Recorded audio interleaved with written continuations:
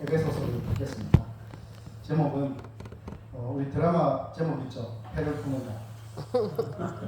드라마 제목인데 그 드라마 제목을 조금 구해서 꿈을 푸는 교회 제목으로 에베소서 1장 3절에서 14절 말씀을 여러분들과 말씀을 나누려 합니다. 사랑하는 성도 여러분, 우리 모두 하나님의 손길로 지음을 받고 그의 뜻 안에 부르심을 받은 존재들입니다. 그런데 여러분, 우리의 삶을 돌아보면 어떻습니까? 우리는 서로 다른 생각과 배경 그리고 차이들 때문에 때로는 서로가 벽처럼 느껴질 때가 많이 있습니다. 교회 안에서도 마찬가지입니다. 하나님의 꿈을 이루는 공동체로 부르심을 받았음에도 불구하고 우리의 다름이 하나됨을 방해하는 것처럼 느껴질 때가 많이 있습니다. 그럴 때면 하나님의 부르심이 참으로 막막하게 느껴지기도 합니다.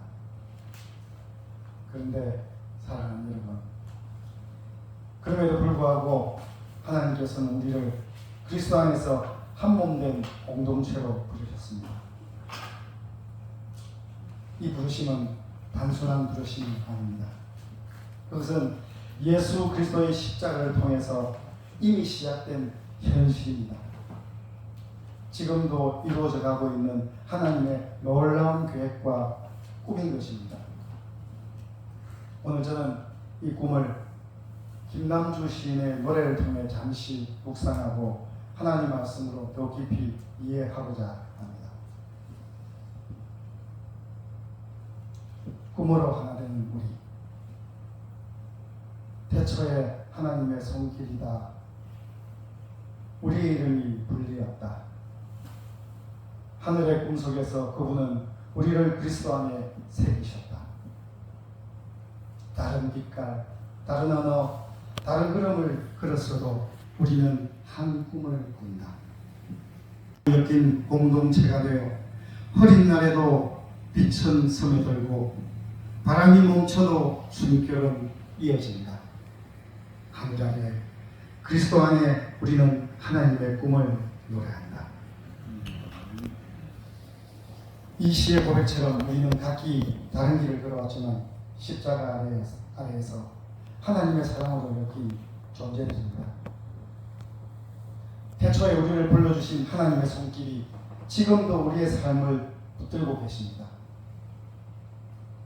그리스도의 피로 우리는 성산교회라는 공동체를 만났고 그 은혜로 하나님의 꿈을 이루는 도구가 되었습니다. 흐린 날에도 하나님의 빛이 우리를 비추고 모든 것이 멈춘 듯한 순간에도 예수님의 사랑은 계속됩니다. 우리는 그리스도의 피로 하나가 되었고 이 모든 것은 우리의 노력이 아닌 하나님의 사랑과 그리스도의 십자가로 가능해졌던 것입니다. 오늘 이 시간 저는 에베소서 말씀을 통해서 하나님께서 이루신 하나됨의 꿈을 여러분들과 함께 품어보고자 합니다.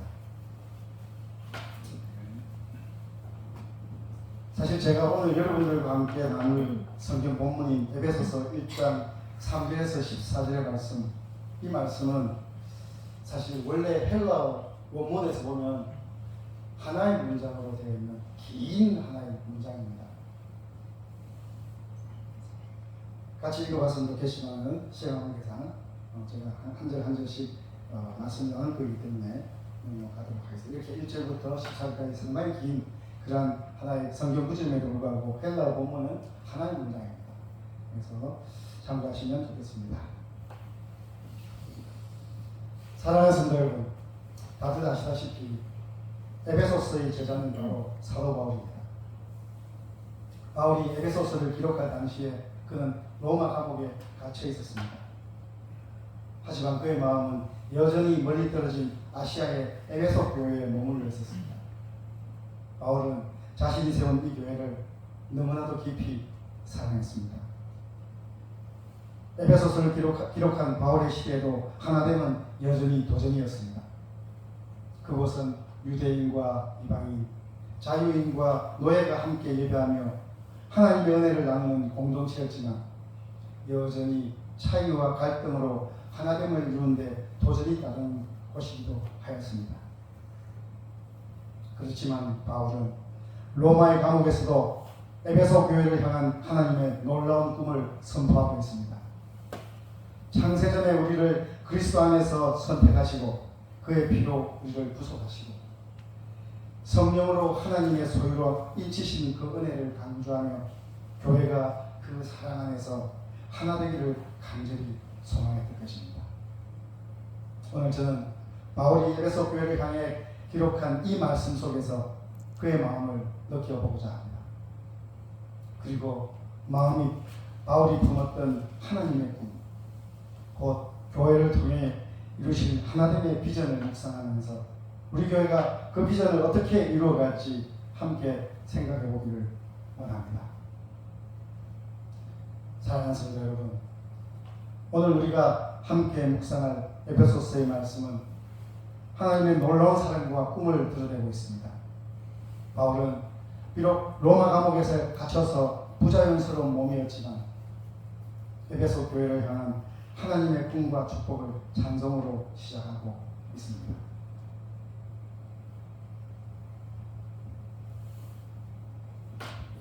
다 같이 에베소 1장 3절의 말씀을 읽어보도록 하겠습니다.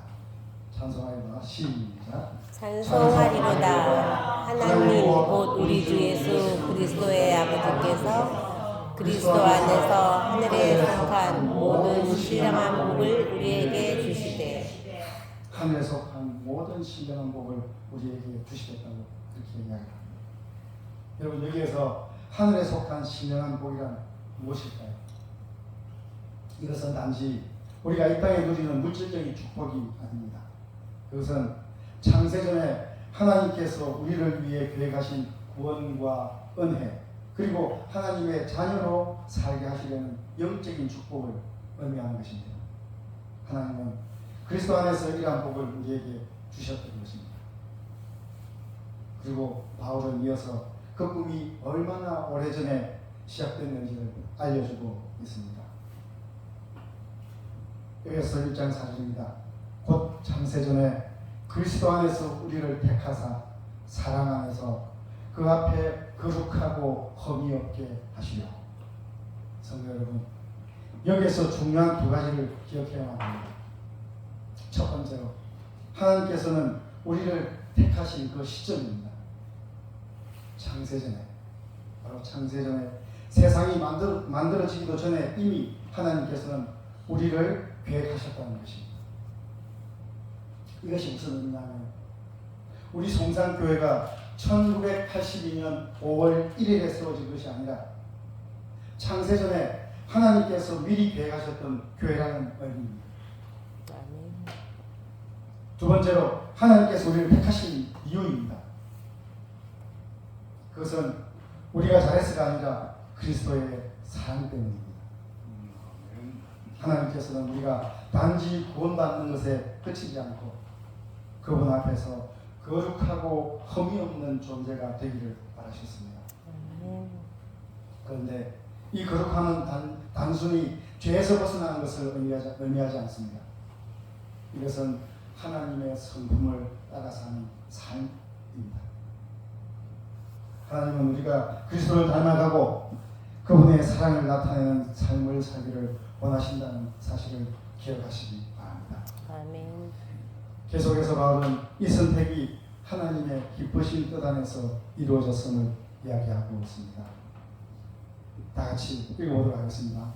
1장 5절 6절입니다. 시작. 그 기쁘신 뜻대로 우리를 예정하사 예수 그리스도로 말미암아 자기의 아들들이 되게 하셨으니 이는 그가 사랑하시는 자 안에서 우리에게 거저 주시는 바 그의 은혜의 영광을 찬송하게 하려는 것이라. 네. 여기서 우리는 또 하나의 놀라운 진리를 발견하게 됩니다. 하나님은 단순히 우리를 구원하시고 끝내시는 것이 아니라 우리를 하나님의 가족으로 삼으셨습니다. 예수 그리스도를 통해 우리는 하나님의 아들과 딸로 불리게 된 것입니다. 그런데 중요한 것은 이 모든 것이 우리의 공로가 아니라 바로 오직 하나님의 은혜로 이루어진 것이라는 사실입니다. 사랑하는 성도 여러분, 우리는 하나님의 꿈속에서 선택받은 사람들입니다. 그리고 그 꿈은 우리를 하나님의 가족으로 묶으시고 사랑 안에서 하나 되게 하려는 것입니다. 바로 교회는 바로 이 꿈을 실현하는 그 자리인 것입니다. 하나님의 은혜로 우리를 하나로 묶어가면서 우리가 서로 사랑하며 하나님의 뜻에 순종할 때 창세전에 계획하셨던 하나님의 꿈이 오늘 우리를 통해 이루어지실 것입니다. 성도 여러분, 하나님께서 여러분 한 사람 한 사람을 창세전부터 사랑하셨음을 기억하시기 바랍니다. 그리고 그 사랑이 여러분의 삶과 이 교회를 통해 이루어지는 놀라운 꿈의 일부임을 믿으시기 바랍니다. 오늘 그 사랑 안에서 하나가 되어서 하나님의 꿈을 이뤄가는 우리 송산대 교회가 되기를 간절히 소원합니다.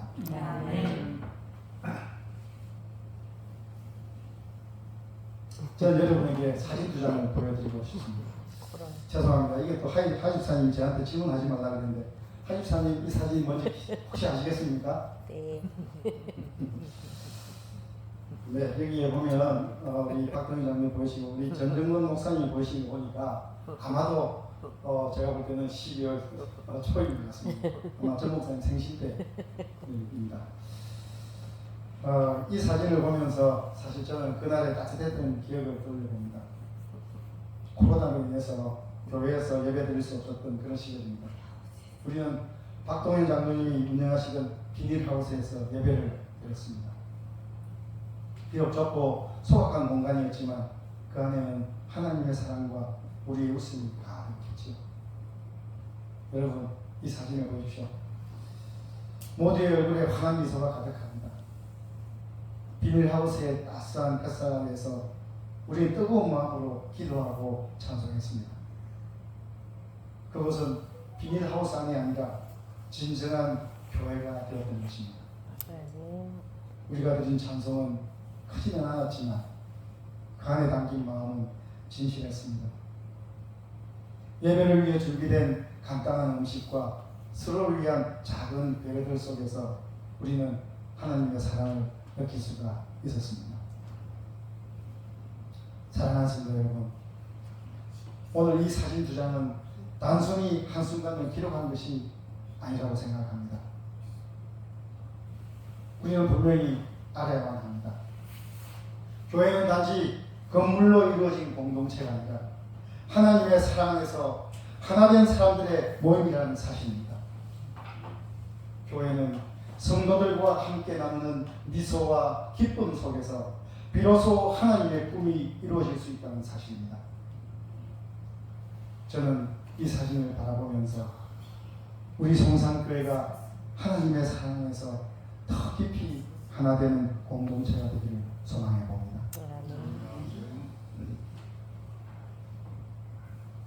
성도 여러분, 오늘 우리가 나누는 에베소서 말씀은 흔들리는 우리에게 다시 한번 십자가를 붙들게 하는 은혜의 메시지입니다. 바울은 감옥에 갇힌 상황에서도 교회를 향한 하나님의 사랑과 꿈을 창조하면서 이렇게 선포합니다. 1장 7절의 말씀입니다. 다 같이 읽어보도록 하겠습니다. 시작. 우리는 그리스도 안에서 그의 은혜의 풍성함을 따라 그의 피로 말미암아 속량 곧 죄사함을 받았느니라. 네, 그렇습니다. 그리스도 안에서 우리는 죄사함을 받았습니다. 여러분, 십자가는 단순히 과거의 사건이 아닙니다. 십자가는 지금도 우리를 새롭게 하고 우리를 하나로 묶으며 무너져가는 것을 다시 세우는 하나님의 능력인 것입니다.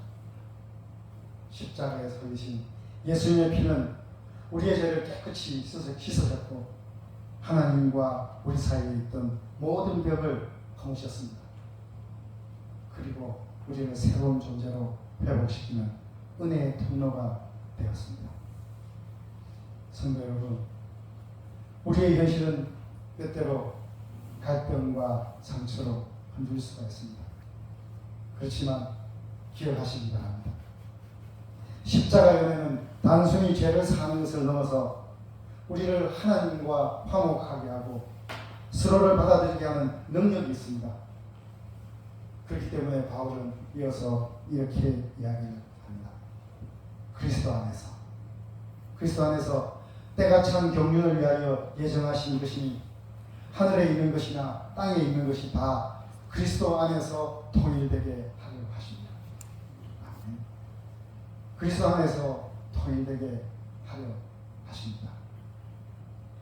예수님은 하나님의 꿈을 이루시는 중심에 자리하고 계십니다. 하늘과 땅 그리고 세상의 모든 분열된 것들을 결국 그리스도 안에서 하나가 될 것입니다. 성도 여러분, 교회는 하나님의 꿈을 미리 경험하는 곳입니다. 우리의 차이와 다른 때로 벽처럼 느껴질 수 있지만 그리스도의 피는 그 벽을 허물고 우리를 거룩한 연합으로 초대하고 있습니다. 그래서 시편 기자는 이렇게 노래하고 있습니다. 보라, 형제가 연합하여 동거하니 어찌 그리 선하고 아름다운고. 보라, 형제가 연합하여 동거하니 어찌 그리 선하고 아름다운고. 성도 여러분, 우리의 연합은 우리의 노력으로 이루어지는 것이 아니라 하나님의 은혜로 이루어집니다. 십자가의 사랑이 흩어진 우리를 모으고 흔들리는 것을 바로 세우고 새로운 소망을 주는 것입니다. 그렇습니다. 교회는 완벽하지 않을 수 있습니다. 그렇지만 교회는 하나님의 은혜로 다시 일어설 수 있는 곳입니다. 십자가의 은혜는 흔들리는 교회를 붙드시는 하나님의 손길인 것입니다. 십자가는 무너진 돌들을 다시 쌓아올리면서 상처난 자리에서 새 생명을 피워내는 것입니다. 사랑하는 성도 여러분, 흔들릴 때일수록 십자가를 바라보시기 바랍니다. 십자가의 은혜가 우리의 상처를 치유하고 우리를 하나로 묶어서 하나님의 꿈을 이루어 가게 하십니다. 오늘 우리 교회가 그리스도의 사랑 안에서 다시 하나가 되고 하나님의 꿈을 이루어가는 공동체로 세워지길 간절히 소망합니다. 네, 저는 이제 유명한 소설의 이야기를 하나 소개하고자 합니다.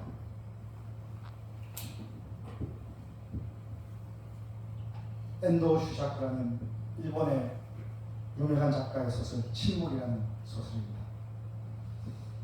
이 침묵이라는 소설은 17세기 일본을 배경으로 신앙과 박해 사이에서 갈등하는 인간의 내면을 깊이 탐구한 그런 작품입니다. 저는 사실 이 소설을 너무나도 감명 깊게 읽었습니다. 이 소설의 중심에는 로드리고 신부라는 인물이 있습니다. 그는 일본으로 선교를 떠나서 복음을 전하다가 잔혹한 박해를 받습니다. 기독교인들이 고문을 당하는 모습을 목격하면서 로드리고 신부는 자신이 굳게 믿던 신앙과 하나님의 침묵 사이에서 깊은 고뇌를 경험하게 됩니다. 그런데 로드리고 신부는 일본 당국의 집요한 회유와 압박으로 인해서 그리스도의 신앙을 부인하게 됩니다.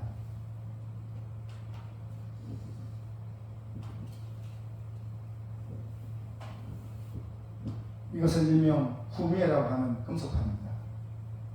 이 판에는 여러분 다 보이시죠? 이 판에는 예수님의 형상이 새겨져 있습니다. 결국 로드리고는 예수님의 형상이 새겨진 금속판인 후미에를 발로 밟게 됩니다. 발로 후미에를 밟으라고 일본 당국은 협박과 피해를 하게 됩니다. 그는 이 행위를 통해 배신자의 길을 걷게 되는 것이 보였습니다. 그런데 로드리고가 예수님의 상을 밟으려는 순간 그의 마음속에서 들려오는 예수님의 음성을 듣게 됩니다.